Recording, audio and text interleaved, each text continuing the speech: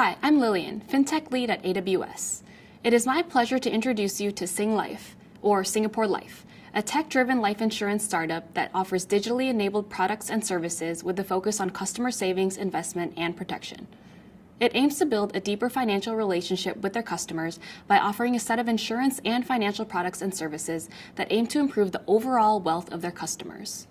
Additionally, Singlife was the first new local life insurer to be licensed in Singapore in nearly 50 years. Over the past several years, AWS has been working with and supporting Singlife on several growth initiatives.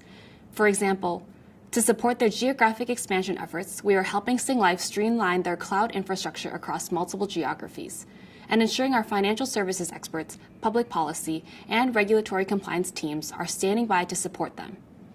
Additionally, we work regularly with their teams to ensure the multi-country infrastructure is optimized for high performance and low cost, and we introduce third-party partners for specific functions and solutions.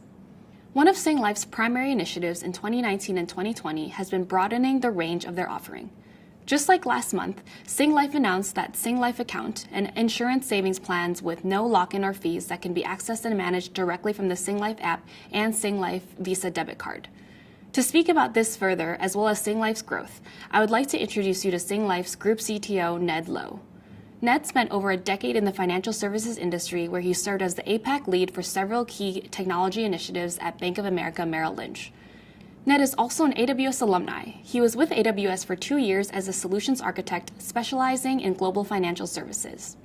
Hi, thank you for being with me today. My name is Ned, and I'm the CTO of Singlife. I'm going to be talking today about Singlife, our development philosophy, and how AWS helps us with that. So who is Singlife? Well, Singlife started a few years ago as a digital life insurance company, and we were lucky enough to become the first local life insurance company to get a full license from the MAS in 40 plus years.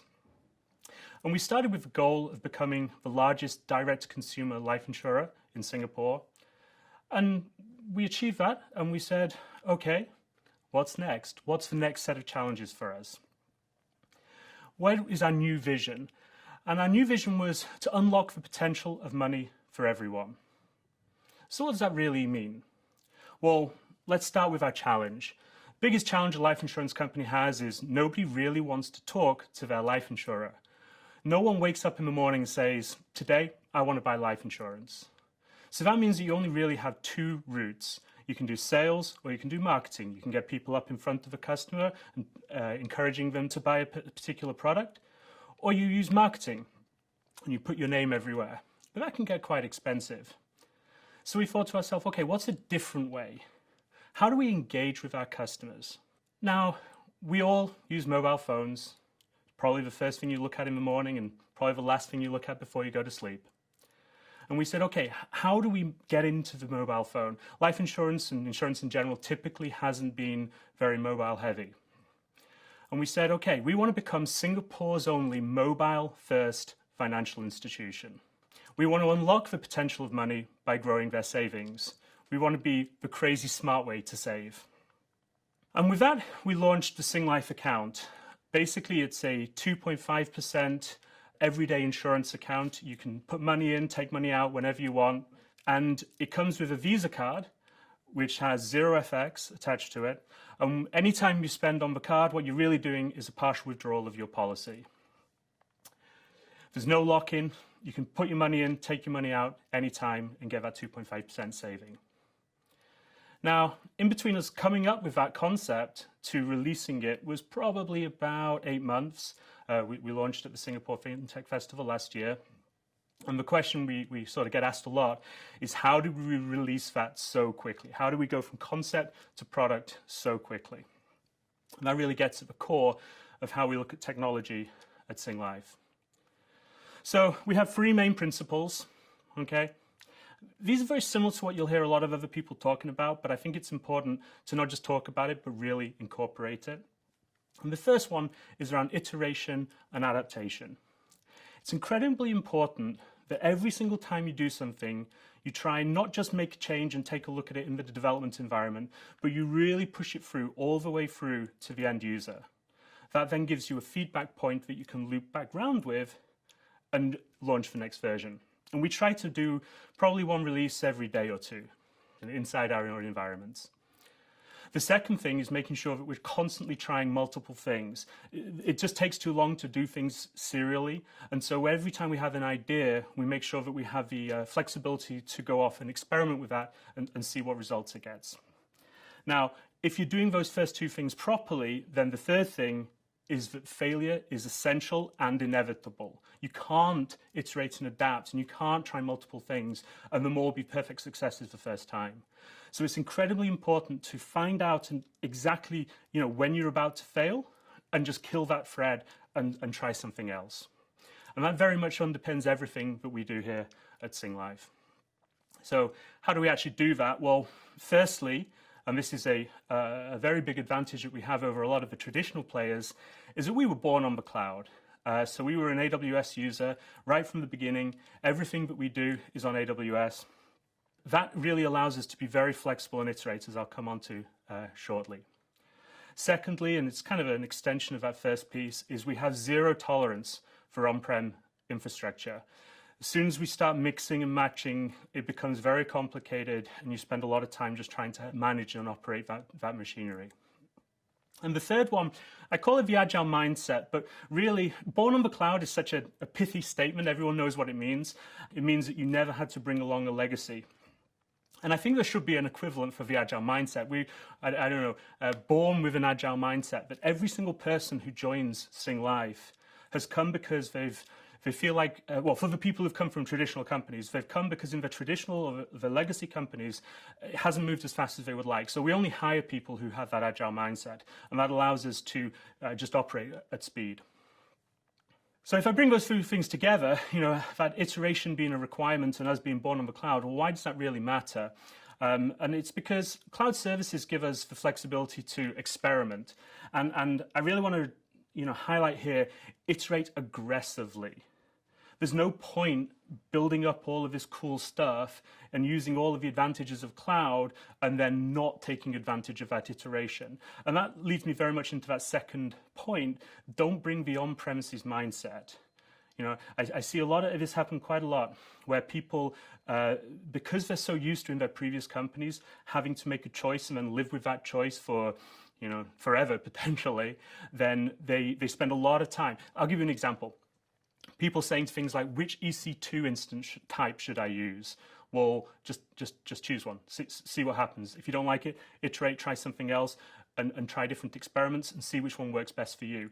Spending months deciding up front which is the best type is very much an on-premise mindset, where once you've made that decision, you're stuck with it for a long time. Leads me into my development philosophy. And when I say development here, I don't just mean application development or infrastructure development or product development. I mean sort of the true meaning of the word development in terms of how we progress and how we build. And that's the iteration in isolation. Well, it's cool, but is it useful? And this is where I think sometimes the innovation labs and things like that sometimes get it a little wrong, is that it becomes iteration and flexibility and experimentation for the sake of it. And while I do talk a lot about trial and error and testing things, there has to be some kind of ability to decide, is that experiment worthwhile? Is it delivering the results I want? And it can't just be an arbitrary decision. And so to this, I got Charles Darwin. All right, we have the ultimate iterator, evolution. Everyone listening to this right now is an experiment, is an iteration of the genetic code of your parents. And evolution is not just trying things out at random. It's not just constant iteration for the sake of it. There is very much a fitness function, which is, did I pass on my genes? Not did I live or die, which is often kind of the misinterpretation of this, is did I pass on my genetic code? And that is a very, very hard and fast way of testing whether a particular iteration or a particular experiment was worthwhile or not. So we have to take that same concept of fitness functions and apply it back into what we're doing as builders. And the fitness function that I'm currently working with is the total cost of ownership per insurance policy. Let me maybe explain a little bit about what I mean there. And just to be clear as well, this is my current thinking, but in the same way that we should be playing and iterating with different ideas in terms of what we're building, we should also be iterating and planning different ideas for the way that we build as well. So what do I mean by total cost of ownership per policy? Well, AWS has probably told you a lot about TCO. It's a big part of their methodology as well, which is that you've got to find what are the hidden costs that are building up the overall ownership cost of a particular technology or a particular idea. And so I've just given on this slide a few ideas around what I mean by TCO in an insurance context, but there's many, many more as well as this. So for example, when I'm building something, or when my teams are building something, you should be looking at how much time you're spending and how much overhead you're spending on managing multiple vendors. And I don't necessarily mean the cost, the literal money out the door cost. I mean also the mental overhead and the time. There's the developer time as well. It's very easy sometimes if you're paying a developer every month just to take that as a fixed cost, but actually where they're spending their time is incredibly important. Engineering complexity versus volume. I think this is one that's got better understood recently, where there's been a lot of conversations around over-engineering. You know, having an incredibly complex, really awesome product that is only handling 1 or 2 policies a month is actually a massive waste of time, not just in terms of the cost of it, because maybe it's all free, maybe, but certainly the mental overhead of having such a complex beast that then needs to be taught to new developers and new operators who are coming on board. And finally, manual versus automated processes, and I perhaps mean this the opposite of what people think, is that actually automation is great, but if the cost of automating it is higher than a manual process, then maybe the manual process is better, unless you can quantify some other cost around manual error or something like that. So basically, for every decision that we make, we should be putting together multiple sort of decisions like that and saying, is this a good idea? Is it overall reducing my TCO per policy? If I'm building out the most scalable system in the world, but it's pushing up my price per policy, then what's the point? So let me tell you a story about iteration. Let me give you a specific example of that sort of guiding fitness function that I was talking about before. And I'm going to be talking about this in the context of the Singlife account backend. So every time someone uses a Singlife account, as you can imagine, there's a whole bunch of code running in the back end, which is actually processing the requests as they come in and out. So in the beginning was an EC2 instance, as often these stories begin. It was using an existing framework that we took off the shelf, and we built all the code that we needed to run that back end. And I'm looking at that, I'm saying, well, okay, how do we make this one better? How do we improve this particular setup? And you've got to ask yourself some questions. For example, the utilization of that infrastructure. If you're running an EC2 instance day in, day out, then you're paying for it, whatever. And part of the whole proposition of cloud is that you can match demand much better. So it's not the best choice. Second is, and third, really the same thing, is around the deployment cost and the non-standard environment cost. So if you're running your own EC2 instances, then you always get these problems. Well, it works on my machine, it works on my server. And that's because every single deployment is a little bit different, and you never quite have that safety and the standardization of what you're building. And then that leads very much to the fourth one, which is around security concerns. If you're operating and running your own server and you're deploying to it and you're not 100% sure what you're deploying every time, then you've got quite a large attack surface that you've got to be worried about. So I said, okay, well, what's a better approach than this? And you know, anyone who's been paying attention over the last 15 years will say, well, clearly it's containerization. And so we took the same backend, we made sure it was stateless, we put it into a Docker instance, and we ran it on the Elastic Container Service on ECS. So what are some of the advantages of that? Well, now meant we had a very standard environment. We were very sure around what was being run, because every single time you're deploying the same Docker image. And you've also got much more flexibility over the utilization of your server, because you can be running multiple instances on the same box, and you can manage your utilization of the cluster quite well. But then you've got other questions. Am I truly using it well? Well, what about in the middle of the night? I'm still paying. Even if I'm only got one server, I'm still paying. And you've still got the operational overhead and the security overhead of running all of those EC2 boxes that make up your ECS cluster. So again, we went back and we said, okay, how do we do this better? And we said, okay, well, how's about Fargate? So we swapped out the back end, replaced it with Fargate. Now we had a serverless containerization solution. And that was super cool. And now I started getting excited about what we build. And this is my first sort of real opportunity to play around with Fargate, and it was a lot of fun. But then you got to ask yourself, okay, well, constant iteration, constant improvement. What could we do better here? And the first thing that jumps out is the utilization of the infrastructure again. Constantly trying to drive down those costs of running the estate. And even in a Fargate environment, you're still spinning up and tearing down relatively large chunks of infrastructure. Secondly was the application complexity, which previously we said, okay, cool, we'll just take an off-the-shelf framework. Well, that's cool if you know the framework, but if you don't, then there's a bit of an overhead or a learning curve for any new person joining the team. So we did our research and we went away and we said, well, okay, well, wouldn't it be cool if we moved to serverless functions? So that gives us the tightest granularity of the utilization, so overall driving down the costs for spiky workloads like ours is. But then secondly, also, it helps us a lot with the application complexity because each of your functions are very, very sort of well specified. You can exactly see what each Lambda is supposed to do. You don't have to learn a framework to see what a Lambda will do. But again, you ask yourself, well, what's the downside? What can we do better here? Well, one of them is the deployment complexity. If you're only running 1 or 2 Lambdas at a time, then you've probably not run into this. But once you start running tens or hundreds or probably even more for some people, the deployment complexity and managing all those little bits and pieces goes up. And it can be quite complicated to keep your head around. And that leads into that second point around the developer mental overhead of having all of these different pieces sitting around and how they interact with one another. So again, we went off to a drawing board and we said, well, how do we do this better? What can we do to simplify and reduce this overall total cost of ownership to make it even easier and smoother for us?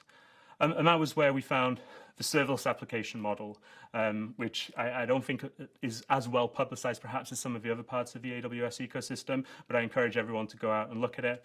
It basically took all of our Lambdas and gave us a framework for managing and deploying them as a sort of a single atomic block. And then that's where we now sit, and our backend runs on SAM, and I'm very, very pleased with it, very happy with it. It works very well. So what's next for us? This slide, as you can see, we have 3 sort of propositions within the Singlife ecosystem.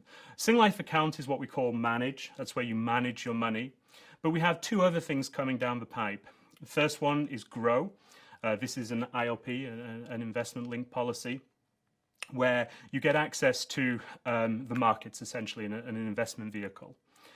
This other proposition that we have is protect, where one can protect their money. This is through insurance, typical insurance plans that Singlife has been selling for years online and now moving it to the mobile. So we're going to be integrating these new products, these new components over the next few months. Again, in this iterative way, testing things out, getting it out to market very quickly. The idea, and I'm quite excited about this, is you'll have $10,000 sitting in your manage account earning 2.5%. And then you say, okay, I want to take 1,000 of this and whoosh, switch it across into my grow product where I now get market exposure. And then maybe something changes, maybe the markets change, maybe my personal conditions change, and I say, okay, I want to move it back into manage, whoosh, move your money straight back into your manage account. And similarly, it'll pop up and say something like, people your age typically will have this much life insurance coverage. If you would like to automatically deduct XYZ premium, then click OK. It'll probably be a little bit more complicated than that, but that's the goal. So I encourage everyone to go to singlife.com, sign up for the Singlife mobile today, sign up for the Singlife account today, and see how it can benefit you as well. Thank you very much.